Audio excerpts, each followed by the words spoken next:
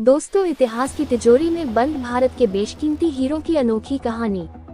गोलकुंडा की खानों से निकले the great Mughal, Orlov, Agra diamond, Ahmedabad diamond, रोलिटी ऑफ इंडिया जैसे न जाने कितने ऐसे हीरे हैं जो कोहिनूर जितने ही बेशकीमती हैं।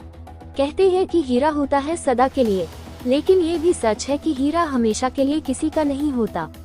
बांग्लादेश में भी एक बेशकीमती हीरे की किस्मत पिछले 117 साल से तिजोरी में बंद है। नाम है दरिया-ए-नूर। नकदी संकट से जूझ रही बांग्लादेश की सरकार ने एक कमेटी को ये तिजोरी खोलने का आदेश दिया है। इसी से पता चलेगा कि तिजोरी में ये हीरा अब भी है या नहीं। इस हीरे की बेहद अनूठी दास्तां बताएंगे, लेकिन उससे पहले भारत के उन गुमनाम बेशकीमती हीरों की कहानी जान लीजिए जो भारत के गोलकुंडा की खदानों से निकले और दुनिया में चर्चित हो गए। भारत की गोलकुंडा की खानों से कोहिनूर के अलावा भी दुनिया के कई बेशकीमती हीरे निकले। Great Mughal, Orlov, Agra diamond, Ahmedabad diamond, रोलिटी ऑफ इंडिया जैसे न जाने कितने ऐसे हीरे हैं जो कोहिनूर जितने ही बेशकीमती हैं। कोई अपनी क्लैरिटी से कोहिनूर पर 21 बैठता है, तो कोई अपने रंग, वजन और आकार से। इन सभी हीरों में एक बात कॉमन है, कभी भारतीय बादशाहों की ताकत, समृद्धि और उनके सौभाग्य के प्रतीक रहे ये हीरे आज या तो विदेश में हैं या फिर गुमनाम। हीरो को लेकर आम आदमी से लेकर पुराने जमाने के राजा महाराजाओं तक में गजब का आकर्षण रहा है। किसी ने हीरो को सितारों का अंश बताया तो किसी ने देवताओं के आंसू। बाबर और अकबर तो कोहिनूर और आगरा डायमंड को अपनी पगड़ी में बांधकर रखते थे। हीरो के जादुई प्रभाव से कुछ राजा तो इतने अभिभूत थे कि वे युद्ध के मैदानों तक में इन्हें लेकर जाते थे। 18वीं शताब्दी में दक्षिण अफ्रीका और ब्राजील में हीरो की खानों का पता चलने से पहले तक दुनिया में भारत की गोलकुंडा खान से निकले हीरो की धाक थी। आज भारत के अधिकांश चर्चित हीरे या तो लापता हैं या फिर विदेशी म्यूजियमों की शोभा बढ़ा रहे हैं। धरती की कोख से निकले से लेकर बादशाहों के ताजों पर सजने और फिर वहां से गुमनामी के अंधेरों में डूब जाने तक की भारतीय हीरो की कहानी बड़ी दिलचस्प है। कोहिनूर। कोहिनूर का मूल फारसी नाम कोहे-नूर है। आंध्र प्रदेश के गुंटूर जिले में स्थित गोलकुंडा की खान से निकला ये हीरा मूल रूप से लगभग 793 कैरेट का था, लेकिन 1852 में ब्रिटेन में इसे काटकर छोटा किया गया ताकि इसकी चमक और क्लैरिटी बढ़ाई जा सके। आज ब्रिटेन की महारानी के ताज में जड़े कोहिनूर के बारे में कभी दो बातें बड़ी प्रसिद्ध थीं। कोहिनूर के बारे में कहा जाता था कि इसे बेचकर सारी दुनिया को 2.5 दिन तक खाना खिलाया जा सकता है। दूसरा, इसे सौभाग्य का प्रतीक भी माना जाता था। मान्यता थी कि जिस किसी के पास कोहिनूर होगा, उसके साम्राज्य का सूरज कभी अस्त नहीं होगा। कोहिनूर की यही खासियत इसके कई बादशाहों के हाथ से होकर देश से बाहर जाने की वजह भी बन गई। Great Mughal diamond. भारत के सबसे वजनीले हीरे की बात करें तो नाम आता है ग्रेट मुगल का। गोलकुंडा की खान से 1650 में जब ये हीरा निकला तो इसका वजन 787 कैरेट था, यानी कोहिनूर से करीब 6 गुना भारी। कहा तो यहाँ तक जाता है कि कोहिनूर ग्रेट मुगल का ही अंश है। इसकी तुलना ईरानियन क्राउन में जड़े बेशकीमती दरिया-ए-नूर हीरे से भी की जाती है। 1665 में फ्रांस के जवाहरातों के व्यापारी ने इसे अपने समय का सबसे बड़ा रोचकट हीरा बताया था। नादिर शाह के खजाने की शान ये हीरा आज समय की खत पर घिसकर करीब 280 कैरेट का हो चुका है। ये हीरा कहाँ है, किसी को नहीं पता। अहमदाबाद डायमंड। लंबे समय से लापता भारतीय हीरों की सूची में अहमदाबाद डायमंड भी शामिल है। 17वीं सदी में मिले इस हीरे की असल वजन 157 कैरेट बताया जाता है, जिसे बाद में तराशकर लगभग 95 कैरेट का कर दिया गया। ये हीरा अवध की बेगम हजरत महल के पास था। अंग्रेजों से हारने के बाद बेगम ने ये हीरा देकर अपनी जान बचाई थी और भागकर नेपाल चली गई थी। अहमदाबाद डायमंड को 1995 में क्रिस्टी में $4.3 मिलियन करीब 20 करोड़ 85 लाख रुपए में नीलाम किया गया था। आज ये हीरा भी विदेशों में कहीं है। आगरा डायमंड। हल्के गुलाबी रंग की आभा वाले आगरा डायमंड का इतिहास विवादित है। कहा जाता है कि बाबर ने 1526 में पानीपत की लड़ाई के बाद ग्वालियर के राजा विक्रमजीत को हराकर इसे हासिल किया था। यह बाबर के ताज में जड़ा रहता था।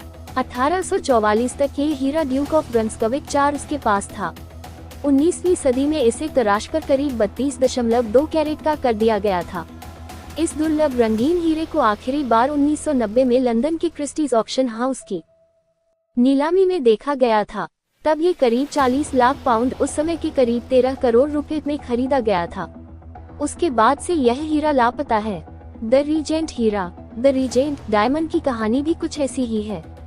1702 के आसपास ये हीरा गोलकुंडा की खान से निकला। तब इसका वजन 410 कैरेट था।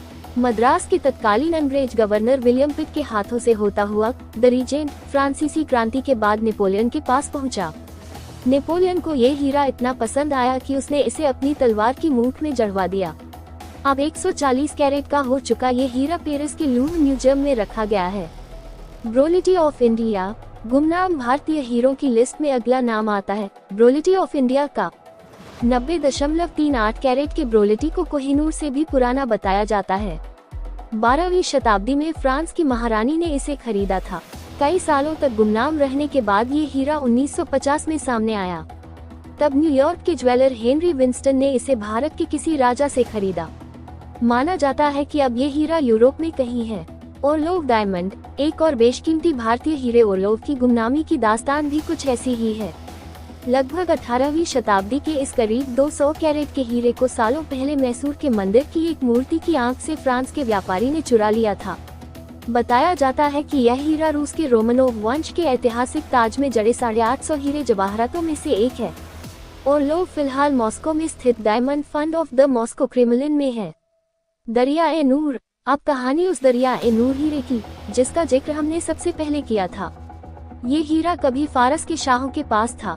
19वीं सदी के पंजाब में सिख योद्धा नेता रणजीत सिंह ने उसे पहना। बाद में अंग्रेजों से होता हुआ ये हीरा ढाका के नवाबों के खजाने में शामिल हुआ। उन्होंने अपने पिता से इस विशाल हीरे की कहानी सुनी थी। यह आयताकार हीरा एक चमचमाते आर्मबैंड के बीच में लगा था। उसके आसपास करीब आधा दर्जन छोटे हीरे लगे थे। ये हीरा 108 खजानों के भंडार का हिस्सा था। कंगाल हुए तो गिरवी रख दिया। 1908 में ढाका के तत्कालीन नवाब सलीमुल्लाह बहादुर ने वित्तीय संकट के चलते ब्रिटिश सरकार के पास इसे गिरवी रख दिया था। तभी उस हीरो को आखिरी बार देखा गया था।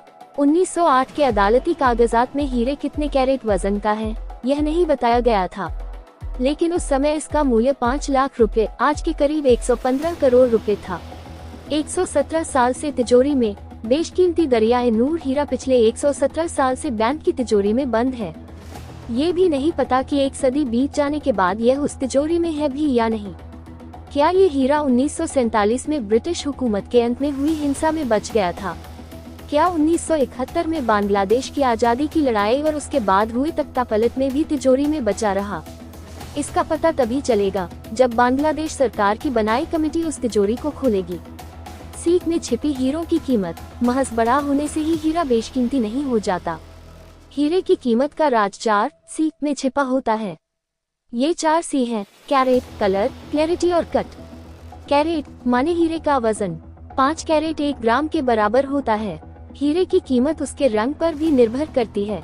हीरे कई रंगों में मिलते हैं। बेहद दुर्लभ होने के कारण ऐसे हीरे काफी महंगे होते हैं। आगरा डायमंड का वजन हालांकि 32 कैरेट ही है, लेकिन अपने गुलाबी रंग के कारण ये बेहद महंगा है। इसी तरह हीरे को कैसा तराशा गया है और वह कितना पारदर्शी है, ये भी हीरे की कीमत को तय करते हैं। कुछ गुमनाम भारतीय हीरे: great Mughal 280 carat, Orlov 200 carat, ब्रोलिटी of India 200 carat, the Regent 140 carat, Ahmedabad diamond 80.9 carat, the blue Hope 45.52 carat, Agra diamond 32.2 carat, the Nepal 79.61।